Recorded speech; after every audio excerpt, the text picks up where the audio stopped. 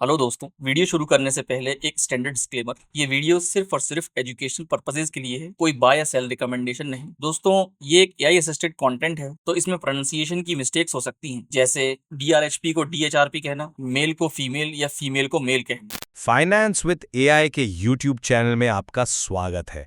आज हम डेल्व कर रहे हैं into a pretty significant development at Amazon।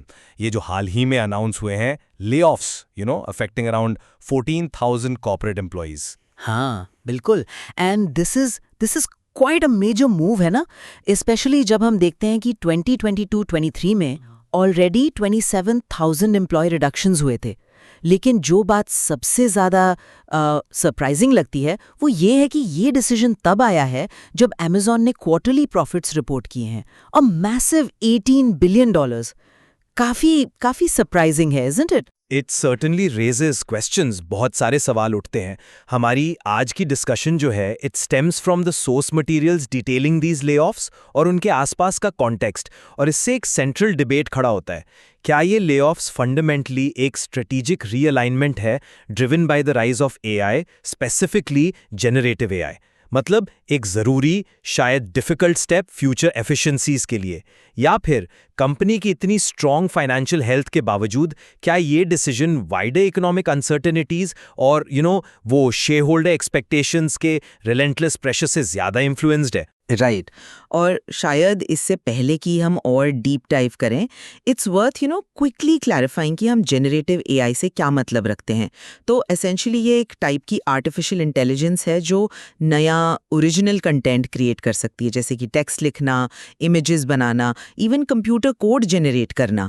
ये basically vast amounts of data से पैटर्न सीखती है और उस बेसिस पर कुछ नया प्रोड्यूस करती है। करेक्ट, हाँ बिल्कुल सही। तो आज की डिस्कशन में मैं इस पर्सपेक्टिव से आर्ग्यू करूंगा कि ये लेऑफ्स हालांकि अनडाउटेडली टफ है उन लोगों के लिए जो अफेक्टेड है, पर ये रिप्रेजेंट करते हैं एक ज़रूरी स्ट्रैटेजिक रिस्ट्रक्चरिंग को जो प्राइमरीली एआई रेवोल्यूशन से प्रॉम्प्टेड है। और मैं इसके ऑपोजिट ये तर्क पेश करूंगी कि इतने बड़े प्रॉफिट्स को देखते हुए ये मूव थोड़ा डिसप्रोपोर्शनेट सा लगता है, और हो सकता है कि ये short term cost cutting imperatives या दूसरे प्रेशर से ज़्यादा ड्रिवन हो, जिसमें एआई शायद एक कन्वीनियंट जस्टिफिकेशन, एक आसान बहाना बन गया हो। Okay, let's get into it then. मेरी पोजीशन ये है कि Amazon फंडामेंटली अपने आप को फ्यूचर के लिए रीपोजिशन कर रहा है। जैसा उनकी अपनी एचआर चीफ बेथ गैलेटी ने काफी पावरफुली कहा, this generation of AI is the most transformational technology we've seen since the internet. ये कोई हल्की बात नहीं है। This indicates a deep understanding company के अंदर कि एआई फंडामेंटली बदलने वाला है कि बिजनेसेस कैसे ऑपरेट करते हैं। तो ये लेऑफ्स, हाउएवर पेनफुल, एक प्रोएक्टिव मेजर हैं। It's about redirecting resources towards high potential areas जैसे जनरेटिव एआई इन्वेस्टमेंट्स, ऑपरेशंस को स्ट्रीमलाइन करना, ब्यूरोक्रेसी कम करके, और ऑर्गेनाइजेशनल हायरार्की को फ्लैटन करना ताकि इनोवेशन एक्सेलरेट हो सके।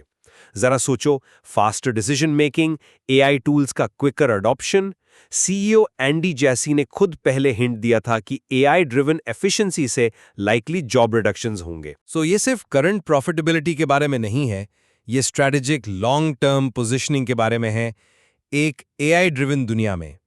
It's about future proofing the company जो $18 बिलियन का क्वार्टरली प्रॉफिट रिपोर्ट कर रही है और साथ ही साथ प्लान्स आउटलाइन कर रही है for over $120 billion in capital expenditures, मतलब massive long term investments assets में, जैसे buildings, technology, infrastructure, future growth के लिए, जो कि 2024 के लेवल से ऑलमोस्ट 50% ज़्यादा है। वही कंपनी 14,000 कॉर्पोरेट एम्प्लॉयज़ को ले ऑफ कर रही है। ये स्केल जो है, इट जस्ट फील्स कॉन्ट्रडिक्टरी जब हम इसको इतनी फाइनेंशियल स्ट्रेंथ और एम्बिशियस इन्वेस्टमेंट प्लान्स के साथ देखते हैं। क्या ये स्केल और टाइमिंग सच में सिर्फ एक एआई स्ट्रैटेजी शिफ्ट से एक्सप्लेन किए जा सकते हैं? हमें याद रखना चाहिए, इनिशियल रिपोर्ट्स रॉयटर से हिंट कर रहे थे कि पोटेंशियली 30,000 तक कट्स हो सकते हैं, और द न्यूयॉर्क टाइम्स सजेस्ट करता है कि जनवरी में और लेऑफ्स आ सकते हैं। ये एक आइसोलेटेड टारगेटेड एआई एडजस्टमेंट जैसा कम लगता है, और ज़्यादा एक ब्रॉडर, शायद financially motivated cost reduction drive जैसा। क्रिटिकल सवाल वही रहता है, क्या एआई जेन्युइनली प्राइमरी ड्राइवर है या ये एक कन्वीनियंट नैरेटिव है potentially harsher cost cutting measures को मास्क करने के लिए? हो सकता है driven by fears of an economic downturn या simply share holder value maximize करने के लिए नियर टर्म में। That's a fair point about the scale. बिल्कुल, स्केल पर सवाल उठाना जायज़ है, लेकिन इसको अलग तरीके से फ्रेम करने से शायद थोड़ी क्लैरिटी मिले। आप गलेटी के स्टेटमेंट को प्राइमरीली एक जस्टिफिकेशन की तरह देख रही हैं, जबकि मैं इसे एक जेन्युइन स्ट्रेटेजिक इंपेरेटिव रिफ्लेक्ट करते हुए देखता हूं। अगर एआई सच में इंटरनेट जितना ट्रांसफॉर्मेटिव है, तो कंपनीज अफोर्ड नहीं कर सकती कि अग्रेसिवली अडैप्ट ना करें। इसमें इनेविटेबली रोल्स को रीइवैल्यूएट करना शामिल है। कुछ शायद कम क्रिटिकल हो जाएं, कुछ शायद ऑटोमेशन या एआई टूल से ऑगमेंटेशन के लिए राइप हो जाएं। फॉर इंस्टेंस, कॉर्पोरेट फंक्शंस के बारे में सोचो। एआई अब इनिशियल रिपोर्ट्स ड्राफ्ट कर सकता है, लंबे डॉक्यूमेंट समराइज कर सकता है, कोडिंग में असिस्ट कर सकता है, मार्केटिंग कॉपी जनरेट कर सकता है, टास्क जिनमें पहले सिग्निफिकेंट ह्यूमन आवर्स लगते थे। तो लेयर्स और ब्यूरोक्रेसी कम करना सिर्फ कॉर्पोरेट स्पीक नहीं है। It's about creating a leaner, more agile organization जो एक्चुअली इंप्लीमेंट कर सके और बेनिफिट कर सके इन एआई टूल से quickly. Faster decisions AI projects पर, quicker deployment, nimbler response market changes को जो एआई से ड्रिवन है। और तो और Amazon ने एक्सप्लिसिटली कहा है कि वो की स्ट्रेटेजिक एरियाज में हायरिंग कंटिन्यू रखेंगे। This points towards a targeted reallocation of resources, ना कि इनडिस्क्रिमिनेट कॉस्ट स्लैशिंग। वो इन्वेस्टमेंट चैनल कर रहे हैं अपने बिगेस्ट बेट्स की तरफ, और अभी जेनरेटिव एआई आर्ग्यूबली सबसे बड़ा बेट है टेक वर्ल्ड में। It's about prioritising future growth engines. लेकिन ये रिड्यूसिंग ब्यूरोक्रेसी और फ्लैटनिंग हायरार्कीज वाली बातें, क्या ये हमेशा स्ट्रेटेजिक ही होती हैं? ये अक्सर कॉस्ट कटिंग फेजेस के दौरान भी सामने आती हैं। अगर कंपनी इतनी फाइनेंशियली साउंड है, इतने बड़े प्रॉफिट्स और मैसिव कैपेक्स प्लान्स के साथ, तो क्या ये ऑर्गेनाइजेशनल चेंजेस मैनेज नहीं किए जा सकते थे थ्रू एट्रिशन या वॉलंटरी सेपरेशन प्रोग्राम्स, या फिर ज़्यादा एक्सटेंसिव इंटरनल ट्रांसफर्स और रीट्रेनिंग एफर्ट्स के जरिए, बजाय इतने लार्ज स्केल इनवॉलंटरी लेऑफ्स के? और ये फैक्ट कि रिपोर्ट सजेस्ट करती हैं कि और कट्स आ सकते हैं फ्यूचर में, ये मेरे स्केप्टिसिज्म को और बढ़ाता है कि ये प्योरली स्ट्रेटेजिक एआई रिस्ट्रक्चरिंग है। जब हम वाइडर टेक इंडस्ट्री को देखते हैं, गूगल, मेटा, माइक्रोसॉफ्ट सब ने हाल ही में सिग्निफिकेंट लेऑफ्स किए हैं, अक्सर एफिशिएंसी या रिस्ट्रक्चरिंग का हवाला देते हुए। तो क्या ये प्लॉजिबल नहीं है कि Amazon पार्टली इस ब्रॉडर ट्रेंड पर रिएक्ट कर रहा है, शायद एक पोटेंशियल इकोनॉमिक स्लोडाउन एंटिसिपेट करते हुए आगे, या सिंपली मार्केट एक्सपेक्टेशंस को अपीज करने की कोशिश कर रहा है for continuous efficiency gains even with record profits? Stock markets अक्सर कॉस्ट कटिंग को रिवॉर्ड करते हैं, चाहे स्टेटेड रीजन कुछ भी हो। क्या ये पॉसिबल नहीं कि फाइनेंशियल कंसिडरेशंस एक बहुत बड़ा रोल प्ले कर रहे हैं, जितना ऑफिशियल नैरेटिव एडमिट कर रहा है? वेल, मार्केट डायनामिक्स हमेशा एक रोल प्ले करते हैं, आई एग्री। लेकिन चलो प्रोसेस और जो सपोर्ट प्रोवाइड किया गया है उसको कंसिडर करें, जो सजेस्ट करता है कि यह सिर्फ कोल्ड कैलकुलेशन से ज़्यादा है। जो एम्प्लॉयज़ इम्पैक्टेड हैं उन्हें 90 डेज का फुल पे और बेनिफिट्स मिल रहा है, एक severance package, transitional health benefits, skills training resources का एक्सेस और even external job placement support भी। बेथ गैलेटी ने पर्सनली अपने कम्युनिकेशन में कमिट किया था कि वो इंश्योर करेंगी कि एम्प्लॉयज़ को वो हेल्प मिले जिसकी उन्हें ज़रूरत है। ये काफ़ी कॉम्प्रिहेंसिव सपोर्ट पैकेज है। ऐसा पैकेज डिज़ाइन करना और फंड करना एक लेवल की रिस्पॉन्सिबिलिटी और प्लानिंग इंडिकेट करता है, जो एक सिंपल हेस्टी कॉस्ट कट से आगे जाती है।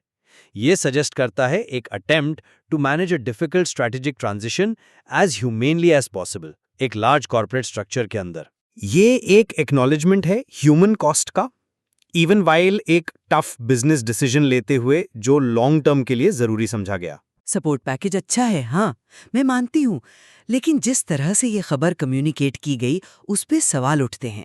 रिपोर्ट्स के मुताबिक बहुत से एम्प्लॉयज़ को ईमेल के जरिए पता चला। कुछ सोर्सेज मेंशन करते हैं कि टेक्स्ट मैसेजेस यूज़ किए गए एम्प्लॉयज़ को इंस्ट्रक्ट करने के लिए कि वो काम पर आने से पहले अपना ईमेल चेक करें, और फिर वो इमीडिएट रिस्ट्रिक्शन बैज एक्सेस का और reported need for security Escorts कुछ केसेस में, ये सब काफ़ी इम्पर्सनल, ऑलमोस्ट डीह्यूमनाइजिंग लग सकता है। माना कि इंटेंट शायद ये था कि वो ऑकवर्डनेस अवॉइड की जाए जो दूसरी कंपनीज जैसे गूगल या टेस्ला में देखी गई, जहां लोग ऑफिस पहुंचे सिर्फ ये पाने के लिए कि उनके बैजेस डीएक्टिवेटेड हैं। लेकिन क्या एक टेक्स्ट मैसेज रिसीव करना जो आपको प्रॉम्प्ट करे कि आप अपना ईमेल चेक करें अपनी जॉब स्टेटस के लिए, क्या ये सच में एक बेटर, ज़्यादा रिस्पेक्टफुल मेथड है? ऐसा लगता है जैसे ऑपरेशनल एफिशिएंसी और कंट्रोल को प्रायोरिटाइज किया गया बेसिक ह्यूमन एम्पैथी पर उस क्रिटिकल मोमेंट में। प्रोसेस शायद कंपनी के लिए लॉजिस्टिकली स्मूथ रहा हो, डिस्ट्रप्शन मिनिमाइज हुई हो, लेकिन क्या वो एम्प्लॉयज़ के लिए सम्मानजनक था? ये फीलिंग को रीइंफोर्स करता है कि एफिशिएंसी ने कंसिडरेशन पर जीत हासिल की। मैं समझता हूं कि ऐसा क्यों लग सकता है, लेकिन इस स्केल पर लेऑफ्स कम्युनिकेट करना इनहेरेंटली कॉम्प्लेक्स और चैलेंजेस से भरा हुआ है। टेक्स्ट मैसेजेस का यूज हालांकि पोटेंशियली अब्रप्ट लग सकता है, शायद एक कैलकुलेटेड अटेम्प्ट था एक ज्यादा डिस्ट्रेसिंग सिनारियो को प्रिवेंट करने का, जहां एम्प्लॉइज ऑफिस आकर पब्लिकली टर्न अवे किए जाते। इससे ऐसे देखा जा सकता है कि वो इन्फॉर्मेशन प्राइवेटली प्रोवाइड करने की कोशिश कर रहे थे उनके कम्यूट करने से पहले। इमीडिएट एक्सेस रिस्ट्रिक्शन अक्सर एक स्टैंडर्ड सिक्योरिटी प्रोटोकॉल होता है लार्ज टेक कंपनीज में जो सेंसिटिव डेटा और सिस्टम से डील करती है, जिसका एम होता है कंपनी एसेट्स और इन्फॉर्मेशन को प्रोटेक्ट करना ट्रांजिशन पीरियड के दौरान।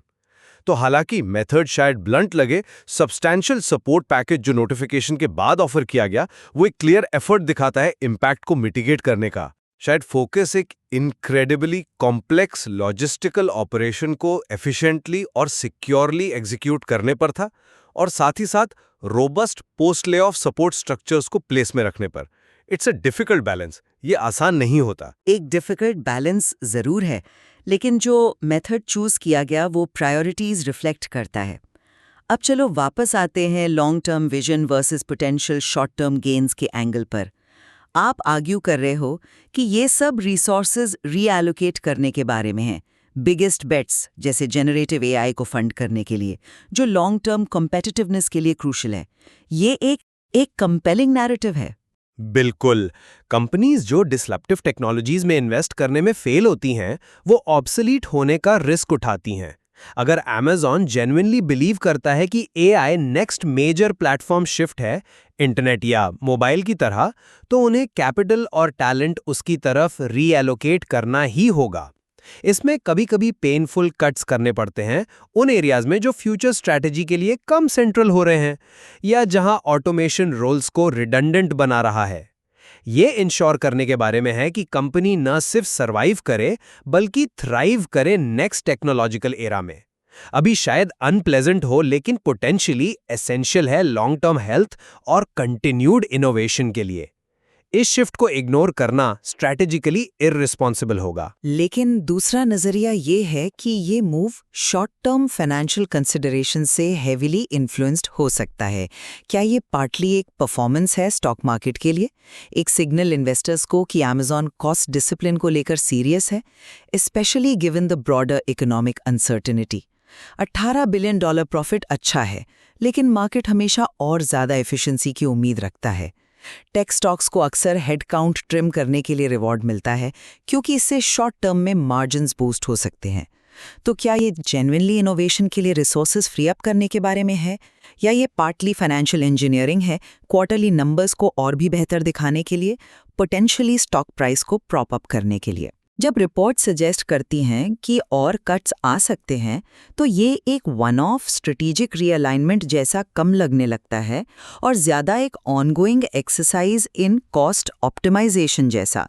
शायद इन्वेस्टर प्रेशर या इंटरनल फाइनेंशियल टारगेट से ड्रिवन AI नैरेटिव को कवर के तौर पे यूज़ करते हुए। और वो 120 बिलियन प्लस कैपेक्स प्लान का शेयर स्केल भी सोचने पे मजबूर करता है। अगर फ्यूचर ग्रोथ इन्वेस्टमेंट इतना हाई है, तो कॉर्पोरेट रोल्स को इतना डीपली अभी क्यों कट किया जा रहा है? क्या ये रोल्स कंप्लीटली अनरिलेटेड हैं उस फ्यूचर ग्रोथ को मैनेज करने या इनेबल करने से? मैं इस लाइन ऑफ रीजनिंग से पूरी तरह कन्विंस्ड नहीं हूं, क्योंकि कंपनी एक स्पेसिफिक स्ट्रेटेजिक रैशनल प्रोवाइड कर रही है जो AI ट्रांसफॉर्मेशन पर सेंटर्ड है, जिसे उसके हाईएस्ट लीडरशिप के पब्लिक स्टेटमेंट सपोर्ट करते हैं।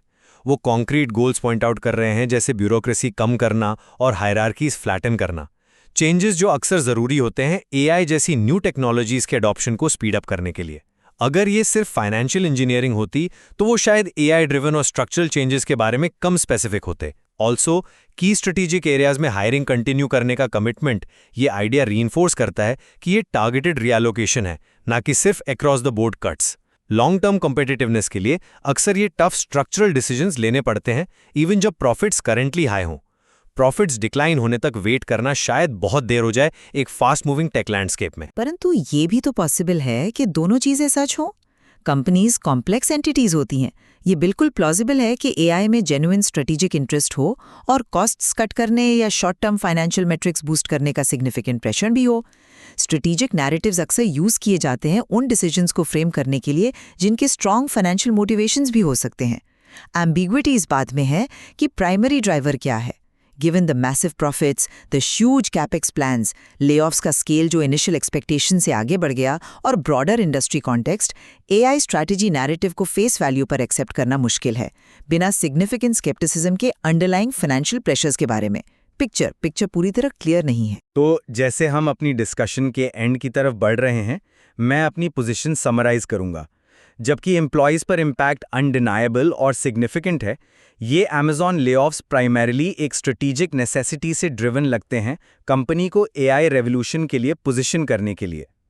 लीडरशिप जैसे बेथ गलेटी और एंडी जैसी के स्टेटमेंट्स, स्ट्रक्चरल चेंजेस पर फोकस जैसे ब्यूरोक्रेसी कम करना, एआई को बेहतर लेवरेज करने के लिए और की एरियाज में कंटिन्यूड हायरिंग, ये सब इस डायरेक्शन में पॉइंट करते हैं।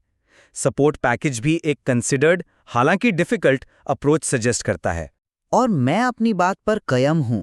जब एक कंपनी $18 बिलियन प्रॉफिट पोस्ट करती है और $120 बिलियन से ज्यादा फ्यूचर इन्वेस्टमेंट्स प्लान करती है, तो 14,000 लोगों को ले ऑफ करना स्क्रूटनी डिमांड करता है। क्या एआई नैरेटिव इस स्केल को पूरी तरह जस्टिफाई करता है, या ये एक कन्वीनियंट एक्सप्लेनेशन है जो सिग्निफिकेंट कॉस्ट कटिंग प्रेशर्स को मास्क कर रहा है, शायद शेयर होल्डर एक्सपेक्टेशंस या इकोनॉमिक एंग्जाइटी से ड्रिवन? वो इम्पर्सनल नोटिफिकेशन प्रोसेस और फर्दर कट्स की पॉसिबिलिटी, कॉम्प्लेक्सिटी और डाउट की लेयर्स ऐड करते हैं। इमेंस फाइनेंशियल स्ट्रेंथ और लार्ज स्केल वर्कफोर्स रिडक्शन के बीच का कॉन्ट्रडिक्शन अभी भी रिकंसाइल करना मुश्किल है सिर्फ एआई स्ट्रैटेजी के लेंस से। बिल्कुल। तो कोर पॉइंट ऑफ डिसएग्रीमेंट बना रहता है, क्या एआई फंडामेंटल कॉज है या सिर्फ एक कंट्रीब्यूटिंग फैक्टर, शायद एक जस्टिफिकेशन भी? क्या ये प्राइमरीली स्ट्रैटेजी ड्रिवन इनोवेशन है या कॉस्ट ड्रिवन ऑप्टिमाइजेशन? सच शायद इन दोनों के बीच में कहीं है, या एक कॉम्प्लेक्स इंटरप्ले है दोनों का। हाँ, बिल्कुल।